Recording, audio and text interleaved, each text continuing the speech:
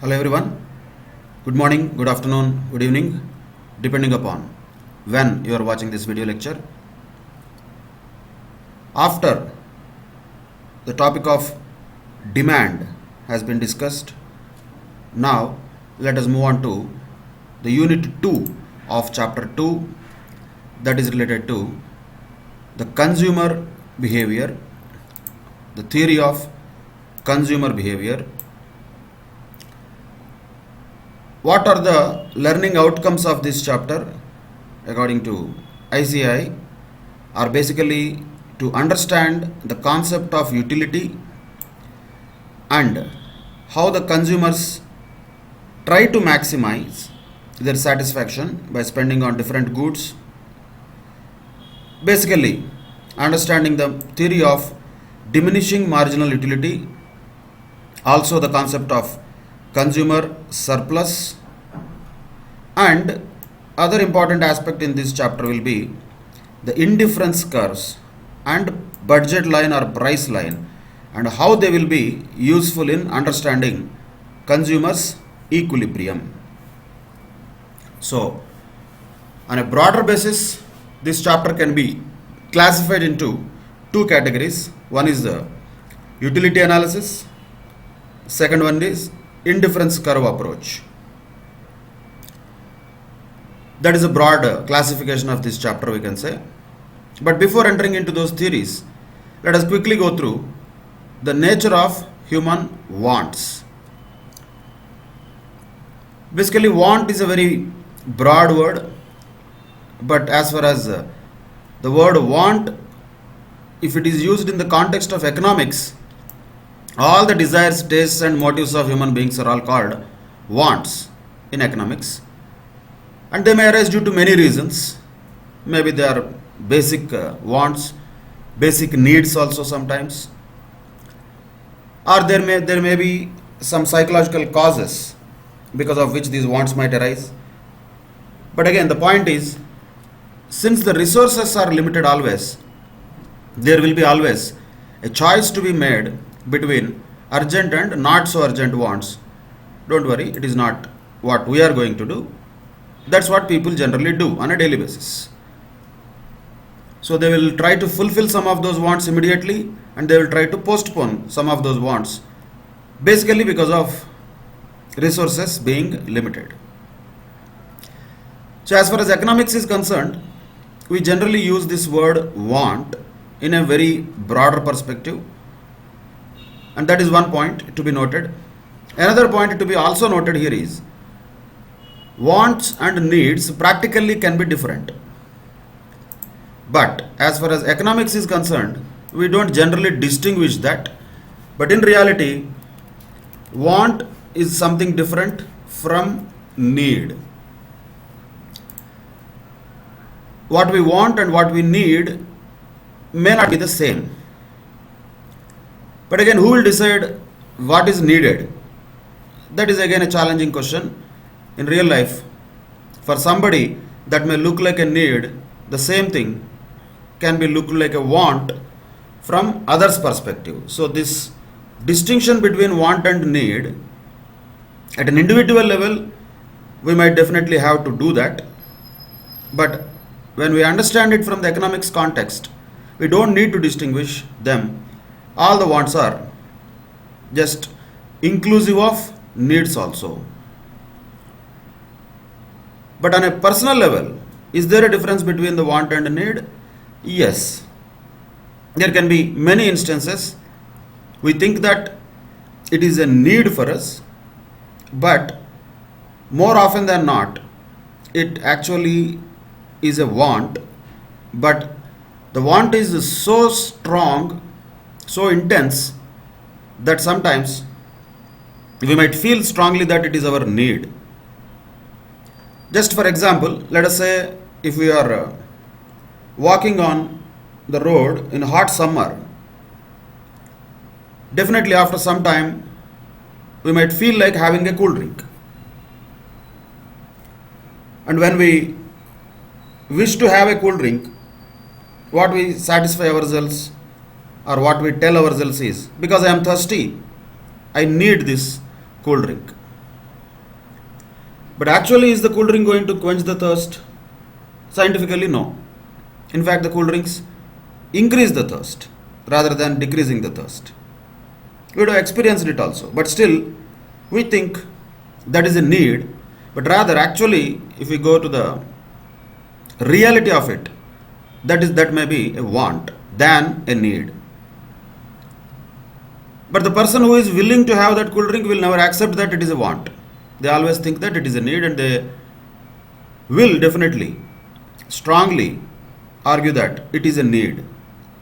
But for the other person, it looks like it is not a need, it is a want. What actually is needed might be water. But rather, what we are wanting is something else, that is cool drink. So this type of dilemma, this type of differentiation between want and need always will be there in life.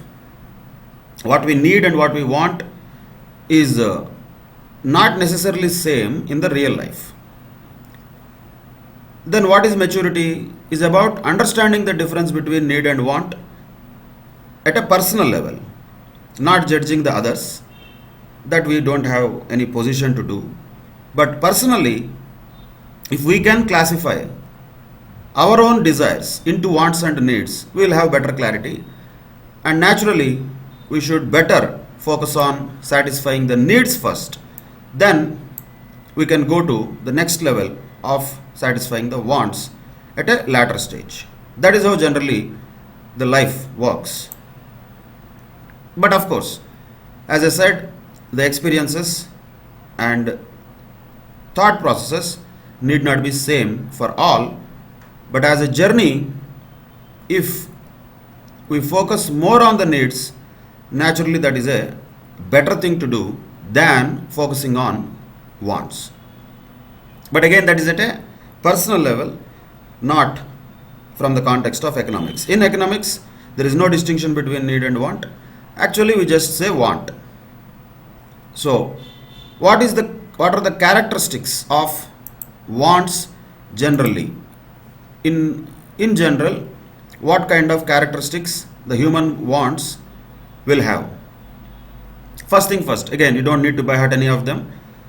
No need to really do research on them also, because these are very generic things related to how the human wants generally behave, just for understanding purposes. First of all, they are unlimited in number. They are all always growing only. Let us say if one want is satisfied, another want will automatically come.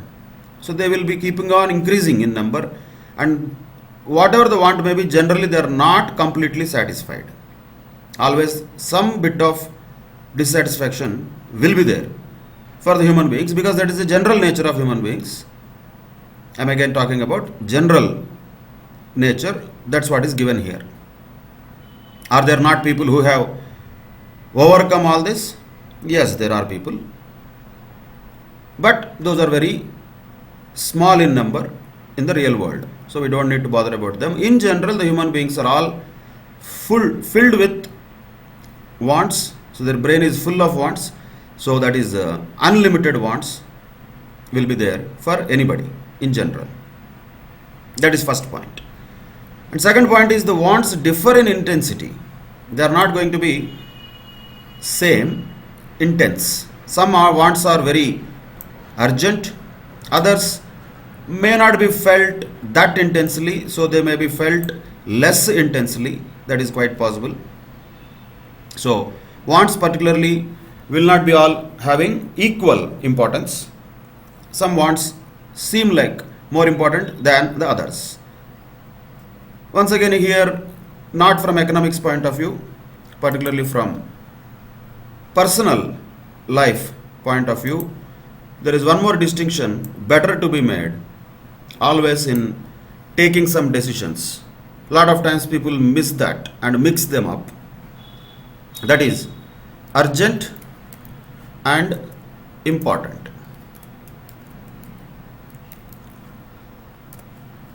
People will think everything important is urgent or everything urgent is important. Not necessarily. So there will be things which are urgent but not important. There will be things which are important but not urgent. There will be things which are both important and urgent. and there will be some certain things which are not important and not urgent.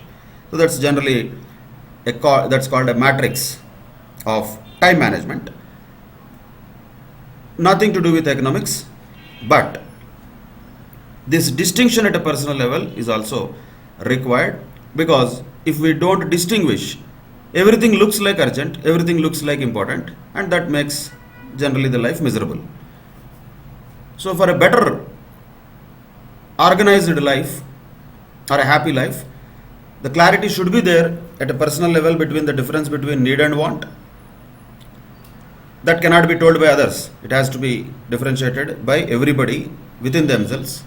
Same way, classification has to be done between urgent and important things. So accordingly, the action should be. Naturally, when it comes to wants also, some wants are urgent and important. Some wants may not be that much urgent, may be less important, less intense. So that is quite possible for human beings to have these type of wants. All types of wants will be there. Then another characteristic of the want, which is one way we can say is not possible, but still we can say that in general the wants are satiable. Means they can be satisfied, they can be fulfilled in general, once again. But is it true always? No. Each and everything that we see here can be debated for hours together without any problem. But that is not of any use to us. So we just go through some of the things with little bit of understanding wherever required with real life application. So are they generally wants unlimited? Yes. Do they differ in intensity? Yes. Each want is satiable? Probably no. But let us say yes for that also, because we can put it this way. If it is satiable, then only it can be a want. Means if it is possible to be fulfilled, that is a want. Or else we can call that something else, like say there is want, there is dream, there is need. So if it is not satiable, like I want to have a house on the moon, but that may not be fulfilled, that can be called a dream or fiction. Those are different. So we are not talking about them. We are not talking about dreams, fictions and fantasies, whims and fancies of all the things that people will have. Not necessarily those are all possible to be satisfied, but in general many of them are satiable. And generally, again, when we are talking about economics particularly, we are talking about those wants which are possible to be satisfied with money only. Those which do not have any monetary involvement, those things are beyond the subject, beyond the scope of this economics. So we are talking about those wants which are satisfiable basically by spending money. So that is another nature or character of human wants in general. And they are competitive. Why they are competitive? Because generally the resources are scarce. Resources are limited, wants are unlimited, we know that. Because of that, you need to restrict the satisfaction of the wants, and because of that you will be able to fulfill only some of them, not all of them all the times. So they compete with each other. And how do people come to a decision? Once again, on the basis of this, their own judgment of what is want, what is need, their own judgment of what is urgent and what is important. On the basis of that, they will take a decision on which want to be fulfilled now. Remaining wants they will have, but they might postpone them to future. So definitely many wants will be there for human beings, and all of them are competitive with each other. Sometimes the wants are complementary. Sometimes, not always. Sometimes they can be satisfied only by using more than one good or group of goods. They cannot be satisfied by consuming or having only one product. They may be satisfied only by using more than one good or group of goods. Means all of them as a set put together, they will be satisfied. For example, when people say I want to go to movie, will we just go to movie and come back? Want was to go to movie. But what we do? After going to the movie, we'll eat all things which are there. Popcorn, chips, that, this, cool drink, everything. So those are all complementary. They're all, of course, they're not free. Complementary does not mean in that sense. They are satisfied. The experience of going to movie and having a good enjoyment out of that can be only there only when more than one good or a group of the goods has been consumed. Classic example can be movie and popcorn. Both will go hand in hand. In general, that's what happens. Again, whatever we talk about, we are talking about general tendencies, not that everybody does that, not that I do, not that you do. Generally, that's what happens. And wants are alternative, more or less same like competitive. Alternative, they have multiple choices will be there in choosing the wants. That is one characteristic of them. And most important characteristic of the wants is they are subjective, not objective. What is the difference between objective, subjective also is important to be known at a personal level. Subjective means that is judgment. For one person, a particular want may be very urgent. That may look like very urgent. The same thing may not be looked like urgent by the other person, because their own judgments are different. So they are subjective in nature, not objective. So that is one of the natures of or characteristics of the want. And they are relative. Relative is not about rishtedar type relative. Relative means here comparative. Always they are comparable. Generally that's also common for people to compare and create wants also on the basis of their own comparison with others. That is also a common phenomena of the wants, and they are always comparable with others. They are relative to others. This actually applies to many things, not only wants, and wants are also definitely relative in nature, comparative in nature. For example, if somebody is already having a normal small car, something like Maruti Alto, they'll compare themselves with another person who is having, say, Mahindra XUV, a big car, and they will create a new want that they have to shift the car from this small car to a big car, if not now, in future. That want will be there inside. Not that want is immediately fulfilled. If that facility is there, then there is no need of this discussion. We are not talking about such people who can fulfill their wants, whatever it is, whatever comes to their mind, they can just fulfill it. If they have that much capacity, they are beyond our subject of discussion. We are talking about normal human beings. In general, majority of the people, what they do. So for them, they will compare with others and they will create the wants like that. And among their wants also there will be comparison, which is a naturally important want, urgent want. Like that their comparison will start and they will rank them according to their own judgment. So that is why the wants are subjective as well as relative. And naturally the wants will vary with time, place and person. Yes, the wants when we were small kids would be different. Probably a strong want then could be just having a chocolate or just having some games to play or some toys. But after some time the wants will be different in the teenage, and after some time as the age passes the wants will be different for the same person also. Depending upon the time the wants will change, and wants will not be same all the time.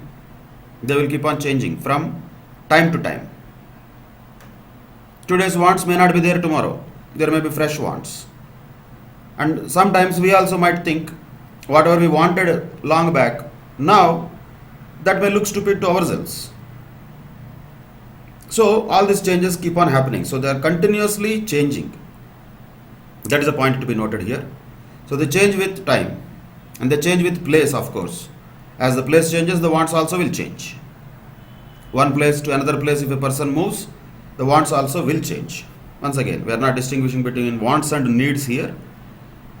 Need will generate the want automatically anyway. If you are staying in a very cold location, something like Kashmir, definitely you will want a very heavy clothing. Or if you are staying in a hot location, you want light clothes, cotton type. So the person might be same, but when he goes to another place, if it is in cold places, they may prefer wool clothing. If it is hot places, they might prefer cotton clothing. So the wants are different from one place to another place. And wants are different from one person to another person anyway, because they are subjective in nature. They depend upon what that person's thought is. So all people cannot have same want all the time. Not possible. But yes, will there be people with same wants? Definitely yes. Then only there is demand, then only there is a possibility of selling some goods. So there is always a possibility that many people at the same time are having same want. Quite possible. At a time, if you take in general, how many people are buying clothes in India? So many people are buying. Means so many people are having the same want of buying clothes. But not the entire country at one time. That is not possible. Not the entire population of the world will have same want at the same time. That is not possible. So naturally the wants will change from person to person. For one person there is one want, and other person there may be different wants. So they will change from time to time, place to place, person to person. That is another characteristics of want. Human wants, we can say. And some wants recur again generally because that is the nature of them. And others, there are some others which do not occur again and again. So recur means again, recurring means again and again they are coming. Okay, again needs wise, if you say, for example, food, eating food. I want to eat food. That is a want. Daily that is generated, right? That want is not just once. Okay, once you had food, your want is fulfilled and done. Again, that want is not going to come. Definitely it will come. After that food is digested, after certain hours, definitely that want will once again come. Yes, I want to eat food. Once again, I want to drink water. So the needs generally recur again and again in general. Not only that, even some of the wants will also recur again and again. Not necessarily always the needs. Sometimes even little bigger ones also, more than needs also, might recur again and again. That is the nature of them. They are recurring, wants are recurring does not mean they are getting fulfilled. Not necessarily. But they may recur again and again. But some wants may not occur again and again. Once it is satisfied, it is satisfied. For example, just like somebody has a huge want of having their own house. That was the lifetime ambition for somebody. And they did it. They purchased their own house and they are staying in that. So the want of having a own house again and again will not recur. Already they have fulfilled that want and they live in that happily in general. So that may not occur again and again. Okay, it's a different story. After some time they may want a bigger house. That's all human nature. But in general, if a person is satisfied with that want already, if that is a want which does not occur very frequently, then that may not recur again and again also. That is also some kind of wants will show that behavior, some kind of wants will show recurring behavior. Both are there as features of wants. Sometimes the wants may become habits, sometimes the wants may become customs also. Customs means the traditional things which people do, or sometimes they may become habits. Bad or good, but that they may become habits. If somebody wants to read a book, if somebody wants to play a game, so that may be a want, and that may become a habit over a period of time. That person may be accustomed to reading books, and that craving for reading books will keep on coming again and again, and that becomes a habit, like a good habit, playing or reading books. Like that, habits may be formed out of wants. Bad habits also can be formed out of wants, which ideally should be avoided. And sometimes the wants can become customs also. They will be part of the traditions. They will be always there as part of the customs. They will be required. Just once again, for example, only for example, say we have this almost crazy sale and purchase of gold during Akshaya Tritiya, something like that. Dhanteras. People buy gold.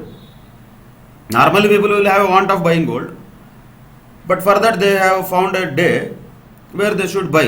Something like that, some custom it has become. Everybody follows or not is a different story. But there will be a lot of people who follow that and they buy gold on that day.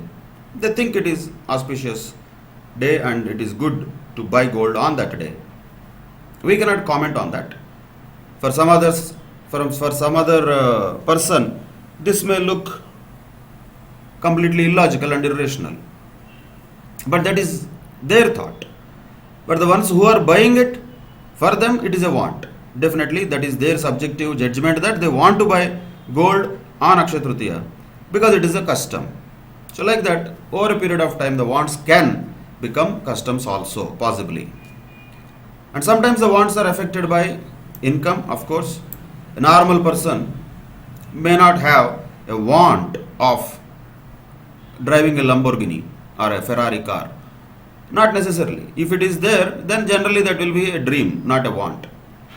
So, in general, the wants will be changing depending upon the income level of the people. A lot of people don't even know the things which are at the higher level. So, they cannot even want it also. If you want to really have something, you should know about it. No? If you don't even know about it, how would you want it? Not possible. So, each level of income people will have their own wants. The lowest category, let us say the poor people, for them the biggest want will be needs only. They want to have food, clothing, shelter, roti, kapda, makan. Their wants, biggest wants will be that only. First they are in the daily struggle for life, struggle for survival. So their biggest want is somehow I should get work today, somehow I should make some money today, and I should be able to eat and I should be able to feed my family. That is their biggest want. For middle class, probably that may not be the biggest want. That might happen automatically to them. But for them, the want could be different.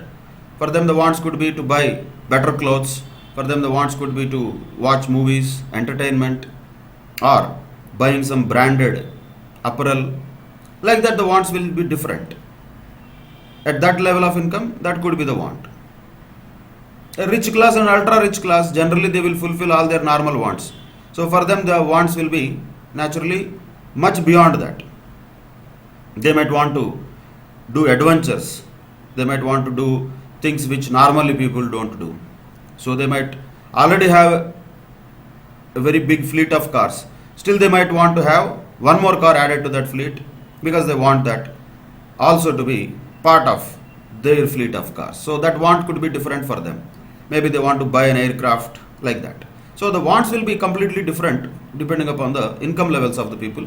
Of course, the tastes of the people are always different from one to other. Fashions will also determine the wants, whether it is clothing or other things, particularly fashion will drive the wants. And advertisements also sometimes will drive the wants. Social customs also will drive the wants. So a lot of factors will be affecting the human wants. Each of them will have their own impact. We are not going to measure that impact. That is not our business. But we are trying to generally know that many factors are there which will impact the human wants. That's all.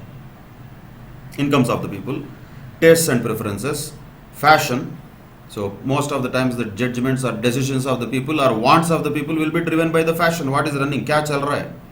Fog चल रहा है तो हम भी fog ही खरीद लेते हैं. So when it is the one which is fashionable now, so let us also do that, like that. The thought process will be more in that sense. So fashion is one of the things that also drives the wants of the people. Advertisements, of course, is one of the major influencers of the wants of the people, particularly in the current day scenario. I mean, not that advertisements were not there earlier, but they increase their effect now more than earlier. Advertisements were there earlier also, but now that the advertisements have more impact on the people creating the wants. Advertisement generally could be in such a way that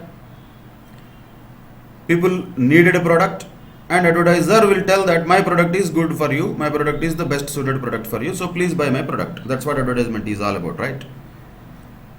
But now the advertisements have gone to next level. Now they are creating that need to the consumer. The want may not be there suddenly, but because of watching an advertisement, that want can be created. Like that, they are becoming more and more invasive and more effective also from the company's point of view. Public point of view, public always have their own thought process. Most of the public will be influenced definitely by the advertisements. Happens. But there will be always people who are not influenced by advertisements also much. So it all depends upon, once again, so many factors. How influencing the advertisements can be is again a big discussion. Sometimes they are influencing, sometimes they are not.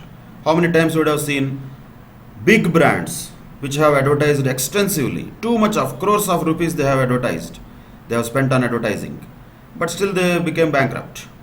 So that does not mean advertisement always works. For some of the products and services it works, for some others it may not work also. Both will be there. So it depends on many other factors. So that is one more influencer of wants, we can say, advertisements. The advertisements are also made like that. If you see any of the cool drink advertisement or any ice cream advertisement, while seeing itself you would like to have it. Your want is generated in the mind. Oh, I should have that cool drink right now. Oh, I should have that ice cream right now. Like that. That want is generated in the brain, that is planted as a seed in the brain with the help of advertisements, with visuals and other attractive things. So that is also one of the influencers, definitely, yes. And social customs also will have their own impact on the wants. The wants need not be necessarily same in all the countries. So, like in some countries, certain things they may not even know that that is useful for certain purpose. For example, the coconut that is used for pujas and all. Maybe in the other countries they may not know that there is a use of coconut like that also. So the social customs are there. So people would like to have some coconut, not only for the eating purpose, but also for religious purposes. That is a social custom which has been there since long time. Like that, they may also have an influence on the wants. Many factors will have their own impact. These are only just a illustrative list, we can say, not an exhaustive list. There will be hundreds of factors. In reality, always there will be many things beyond what we are talking about. But yes, because these are given here, we are talking about them, we are understanding them, or trying to relate it to the real world with any example if possible. That's what should be our approach. Anyway, the next point and the last point in this list is the wants arise from multiple causes, like for example natural instincts, or for example social obligations sometimes, or even depending upon the individual's social status. More or less same like income also, we'd say. Similar point here, economic and social status, income can be almost related with each other. So some of the wants are natural, something like hunger, thirst, these are all natural instincts. They're bound to be there. Some of them might be because of social obligation. As we discussed earlier, the bandwagon effect or demonstration effect will be there. So sometimes it so happens, if you don't have that, people look at us like we are some bad persons, or they look at us low. Like same thing, say purchasing gold on a particular day, that may be a social obligation for many people, not necessarily a personal decision. Because everybody is doing, because everybody is purchasing, I should also purchase. Like that. So sometimes it will create a kind of obligation on the persons, and because of that obligation they go for purchasing those products, and a want is created because of such kind of obligation. Like this, many factors definitely will have influencing effect on the wants, that is human wants, and the nature of human wants is generally like this. They are unlimited, they differ in intensity, they are satiable, they are competitive, complementary, alternative, and they are subjective and relative. They change from time to time, place to place, person to person. Some wants are recurring, some wants are not recurring. Wants sometimes may become habits and customs, and wants will be influenced by many factors, including incomes, tastes, fashion, advertisements, or even sometimes social customs. And wants may arise from different causes like natural instincts or social obligation, or including even the individual's economic or social status. That is the general list of characteristics of wants. Anyway, we don't have any descriptive questions, so no need to by heart it or no need to remember this list like this, but understand the general nature of wants. Yes, that is what is the purpose here, which we have discussed just now. Now, coming to the classification of wants, broadly we can classify them into three categories: necessaries, comforts, and luxuries. Already we discussed about these three things in the chapter of demand, particularly related to income elasticity of demand. In that, the classification is relevant. Of course, it is relevant in any other context also. But what is going to be the application of this classification? Generally, not much. Application will be only again from the demand point of view. But for understanding that, we need to just understand what do they mean, what are necessaries, what are comforts, and what are luxuries. Names themselves indicates there is no need of very big discussion on that. What are necessaries? Which are essential for living, simple. Whatever is essential for living, those can be called as necessaries. For example, food, clothing, water, like these things. Comfortable dwelling, education, recreation, etc. These can be called as necessaries. But of course, these necessaries will not keep a man happy, not necessarily, but they will be required to meet the minimum psychological needs for the maintenance of life. They are only giving us the minimum needs for the maintenance of life. They may not be making a person happy, they may not be motivating a person too much.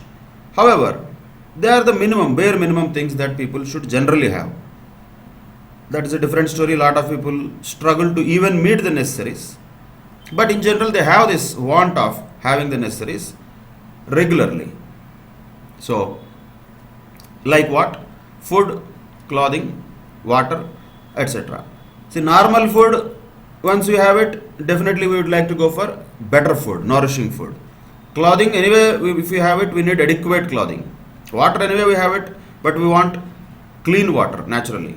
Dwelling, anyway, we have it, but we want a comfortable dwelling. Education, if we have it available, we want better education, quality education. Like that, for everything, if the wants are not just basic wants. Want may be having a basic characteristic, but the level of them will vary. What kind of food a poor person will want, what kind of food a rich person will want, that may not be the same. A poor person cannot think of or dream of having pizzas or something like that. Not necessarily. Middle class and upper middle class or rich persons can do that. So, the wants in respect of these basic needs also can be different from person to person. Once again, depending upon the income levels of the people. Certain necessaries, conventional necessaries we can call them, there is a name given to that. Conventional necessaries, what are those things? Usually they arise either due to pressure of habit or due to compelling social customs and conventions. So compelling means we have to follow them. If we don't follow, people don't accept us. So the society has its own pressure, social pressure we can call it, peer pressure we can call it, there will be there. So those become conventional necessaries. Sometimes they will also be called as necessaries, but that may not be really necessaries in the eyes of others. For example, we say conducting of a marriage. Conducting of a marriage, usually there is a social compulsion that there will be lot of people required to be attending that. Lot of people should be given food. They should be fed. That too, as much better food as possible. Great taste it should be. All these things are there. Is it necessary? Generally not. It doesn't matter actually speaking. But is it a conventional necessary yet? Yes. because it has been the social custom that any particular function like marriage should be attended by as many people as they can afford. Like that it has become. And we see particularly the big politicians, sons and daughters marriages, or rich people's marriages, sports stars or film stars marriages, if we observe them, how much expenditure they will put on that, how much spending they will do in those marriages. Heavy spending, crores of rupees they spend on that. For what? It's all for one function. That may look very awkward to others, but that has become their own compelling social custom. At that level, they want to show that. But the intensity of that or the amount of exorbitant spending can be different, but ultimately the want is same, whether it is for the richest person or the poorest person. Lot of times, even the farmers who are having lot of problems in their regular life with loans mounted up and all, they will also take even loans for conducting marriages, and ultimately because of inability to repay them, there are so many cases where they completely gave up in the life and committed suicide later because of that. And everybody knows this, but still it has become a social convention or custom. So that becomes a necessity. Though it is not a necessity, really speaking, it becomes a necessity over a period of time because of the social customs. That's an example of that. Like that, many things what we do majorly will be social necessaries only, customary necessaries only. Not necessarily they are all required as part of regular things. Like we always see this festive sale and all. Festival is there. People will keep on buying clothes and everything, shopping. Lot of shopping people do on festivals. I mean, what is the difference? You buy the clothes on any day and you wear them. Any day they are new only. But why only on festivals we do that? It's a custom. That's it. Nothing else.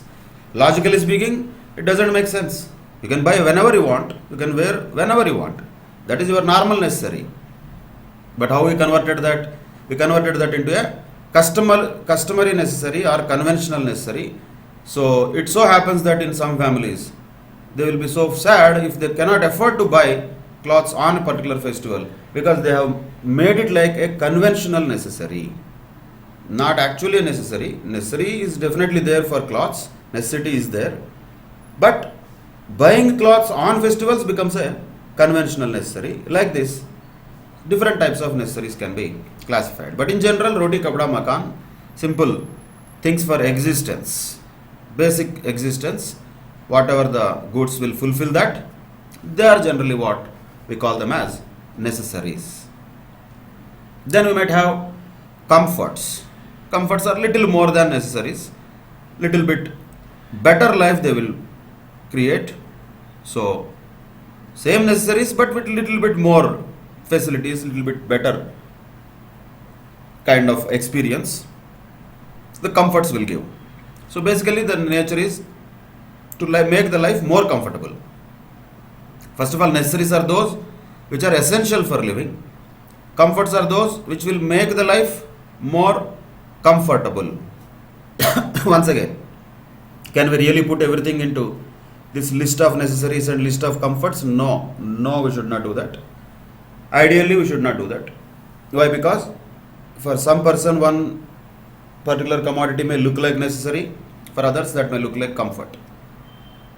For example, having a car in India may be considered as a luxury or comfort, but in countries like US, many of the other little developed countries, having a car could be a necessary. That could be a necessity for them. So we cannot say that they change their definition from place to place also, person to person also. So let us not go into generalizing everything and putting names or putting a list of necessaries, list of comforts. That rigidness should not be there. But we should be able to identify the nature of a product depending upon what is it doing. Is it essential for living? Yes, then it is necessary. Is it not essential, but still it is making the life little bit more comfortable? Then yes, then that becomes a comfort.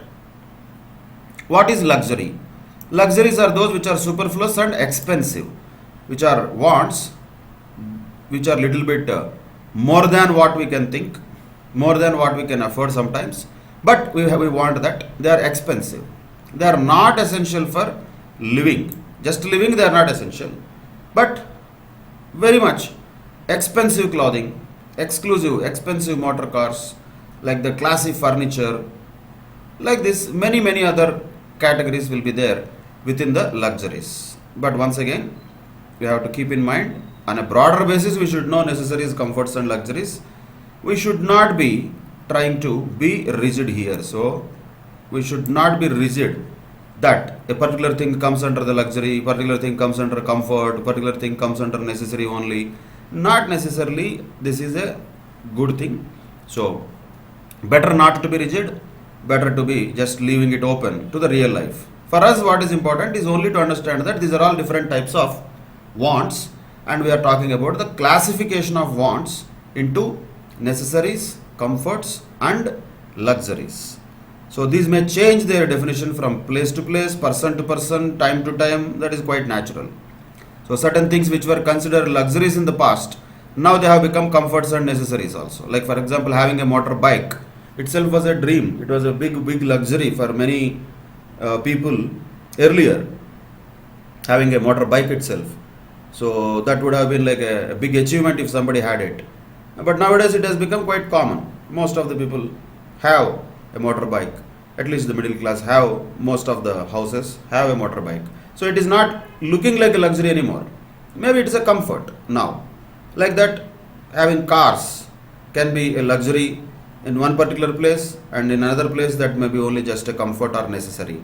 So these things keep on changing their definitions, and they keep on changing their nature also from place to place, time to time, person to person. That should be always kept in mind. So on a broader level, these are the various characteristics of wants, nature of human wants we can call them, and the categorization of wants we can say into three categories: necessaries, comforts, and luxuries. That is one of the precursors to understanding the next important economic theories. One is marginal utility analysis. The second one is indifference curve approach. Then, before going to the marginal utility analysis, let us understand first of all what is utility, and generally to have an introduction about this utility, we need to understand the words and what is the nature of this type of theories we are going to study. Also, let us just quickly go through that. So basically in the neoclassical economics, this word utility is used to explain the operation of law of demand. As we discussed in the law of demand also, the law of demand works, the theory of demand works because of the theory of diminishing marginal utility. So diminishing marginal utility is the common nature of people. So because of that, the theory of demand works. So that is useful for explaining the theory of demand. But what does that name means? Basically, what is utility? Utility is basically the want satisfying power of a commodity. That is the want satisfying power of a commodity. That is a simple definition of utility we can say. But is it real or is it expected? Sometimes it is real if you already have had the commodity. But if you are about to buy a commodity, then it is the expected satisfaction that a consumer is expecting when he is willing to spend some money to buy a commodity. So, utility is generated after consuming the commodity because it has satisfied a want. But before consuming the commodity, it is the expected satisfaction that the consumer might derive from the consumption of that commodity. So we can say one way, anticipated satisfaction or expected satisfaction by a consumer before buying it, and once the satisfaction already is derived, then that becomes a actual satisfaction after the consumption of that commodity or service. So every commodity has a want satisfying power. If that want satisfying power can be called as one name, that name is utility. But a commodity, will it have utility only if it is consumed, or is it before consumed also? Will it be there? Utility will be there or not? So that is one more point again to be noted. So a commodity has a utility for consumer even when it is not consumed. Even when it is not consumed, it has utility. Why is that? Because there is an expected satisfaction. There may not be an actual satisfaction, not necessarily. There is an expected satisfaction, though it is not consumed. The consumer might have an expected or anticipated satisfaction from that commodity. So even though the commodity is not consumed, a commodity might have utility. Only difference is it is not actual utility, it is only expected utility, we can say. But definitely this utility is a subjective thing. Will the utility of a same commodity be same for person to person? No, it will change.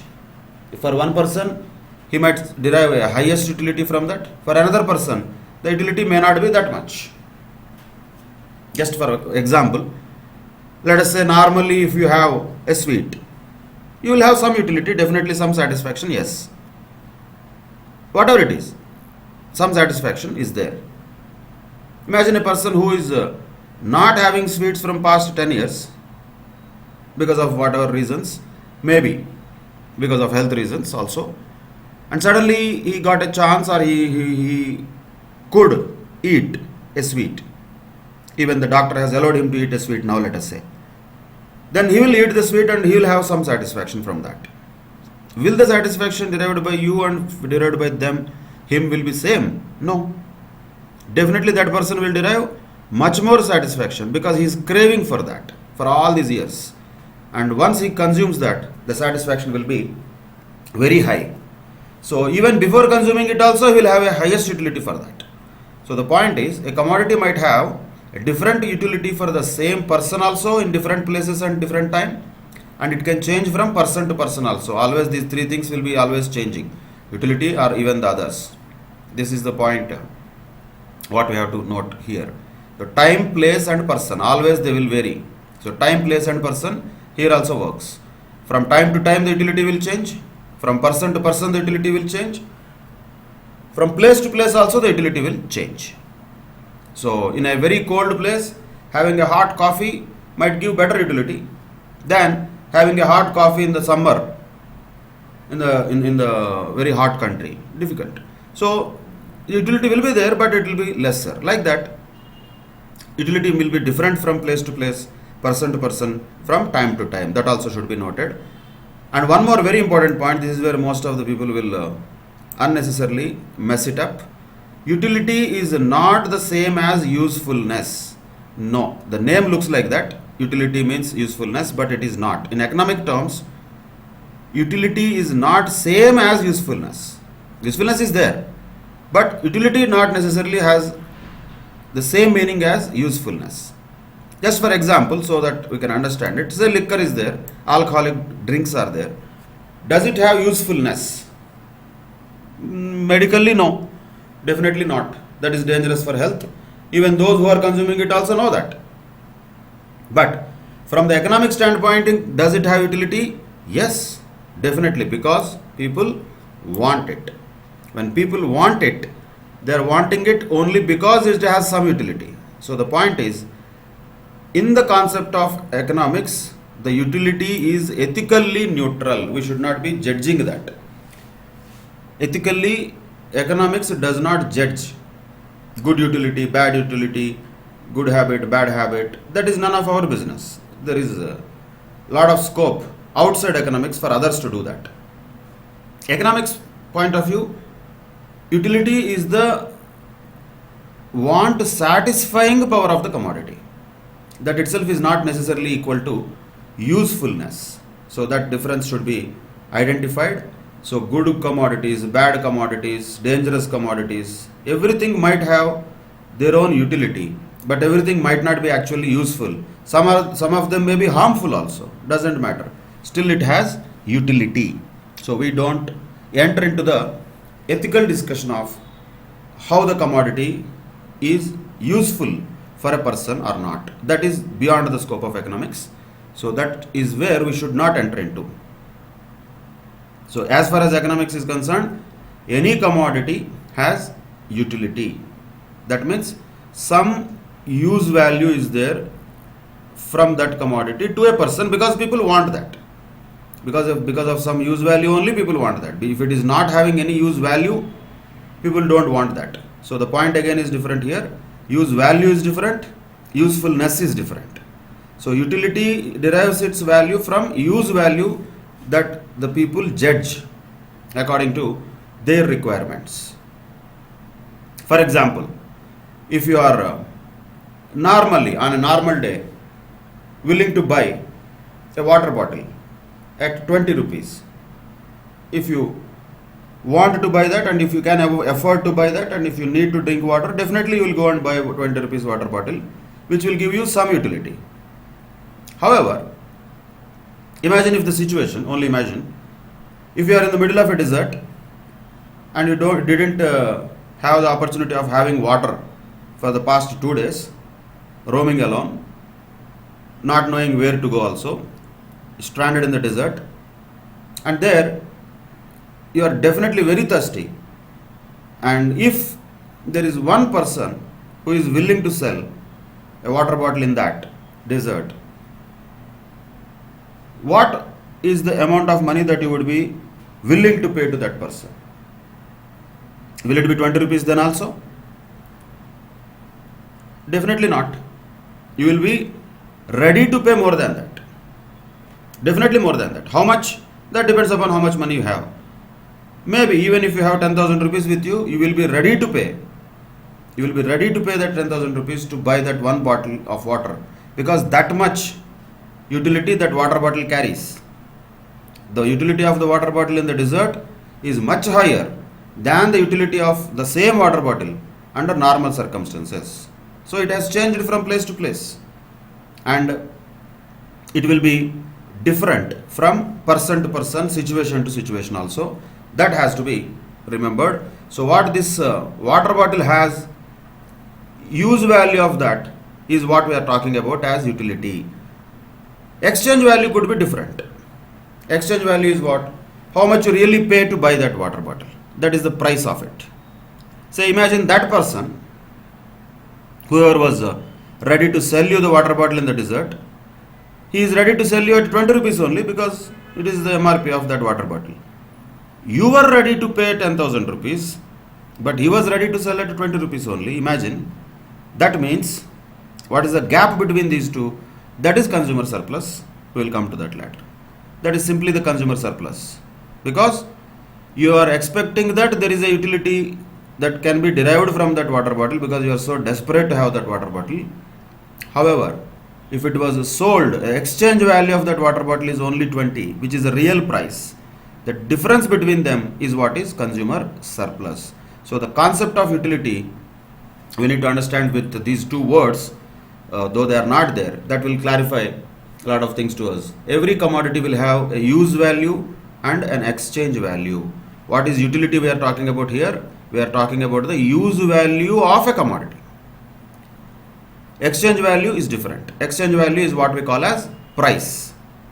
That is the amount of money that has been or that is going to be paid for purchasing a commodity.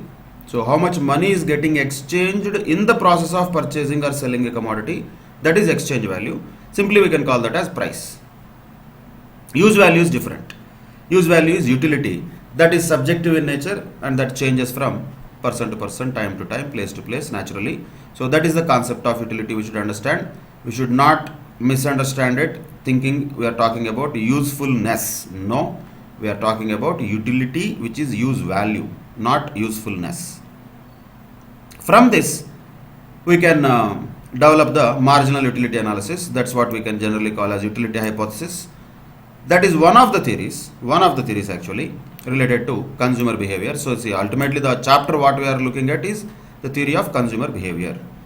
So in this, broadly there are two theories as we just now discussed, and these were already referred to in the theory of demand also. But of course, we did not discuss the theories in detail, but the names were referred to earlier already. What was that? One is the marginal utility analysis, which was propounded by Marshall, and indifference curve analysis, which was propounded by Hicks and Allen.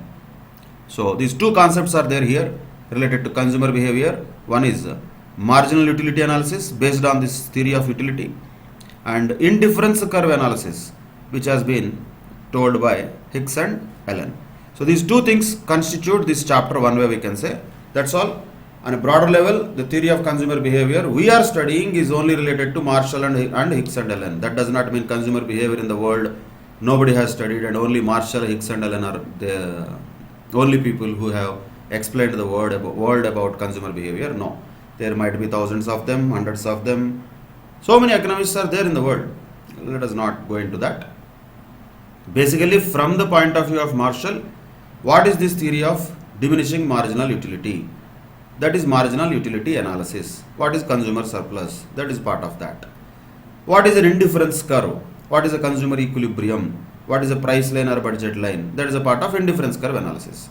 So there are only two broad areas in this chapter. We will discuss these two areas in the coming classes. As of now, for this particular class, we'll end it, and we'll meet in the next session where we will start with the marginal utility analysis. Till that time, take care. Bye bye. Thank you very much.